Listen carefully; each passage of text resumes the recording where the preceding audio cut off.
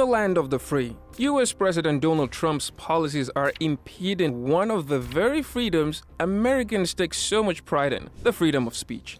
On April 14, the Trump administration froze $2.3 billion in federal grants due for Harvard University, as well as university contracts amounting to $60 million, citing Harvard's failure to curb anti-Semitism that allegedly took place during 2024's pro-Palestine campus protests. Harvard was given a March 31 ultimatum: dismantle diversity, equity, and inclusion programs, ban face masks to identify protesters, audit faculty and students for political beliefs, and cooperate with immigration authorities to screen international students. The university's president, Alan Gerber, rejected these requests as unconstitutional attacks on free speech and academic freedom, vowing that Harvard would not surrender its independence. Following Harvard's refusal to comply, Trump is now threatening to remove the Ivy League institution's tax-exempt status and its ability to enroll foreign students. However, this isn't just about Harvard. The move is part of a broader campaign targeting tertiary academic institutions across the US.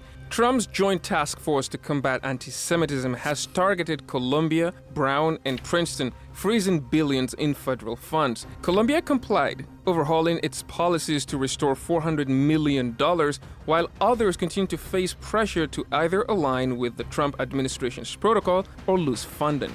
But there is a question that more and more Americans are asking. Is Trump's university push really about the safety of Jewish students, or is it an attempt to control what happens on US campuses? Trump began escalating the crackdown with a series of executive orders in early 2025, threatening student deportations and visa revocations, as well as accreditation annulments for schools that didn't curb pro-Palestine protests, which the US government claims are anti-Semitic. Cutting the federal funding of universities where protests were held was the first step for those who refused to comply, with critics citing the move as choking the First Amendment of the US, which legally protects free speech. Kenneth Stern, who drafted the International Holocaust Remembrance Alliance's definition of anti-Semitism, is even slamming Trump, criticizing him for weaponizing anti-Semitism to push through his political agendas and justify crackdowns at schools across the US. As the Trump administration continues to promote its narrative of heightened anti-Semitism on US campuses, anti-Zionist Jewish activists insist the protests are not anti-Semitic,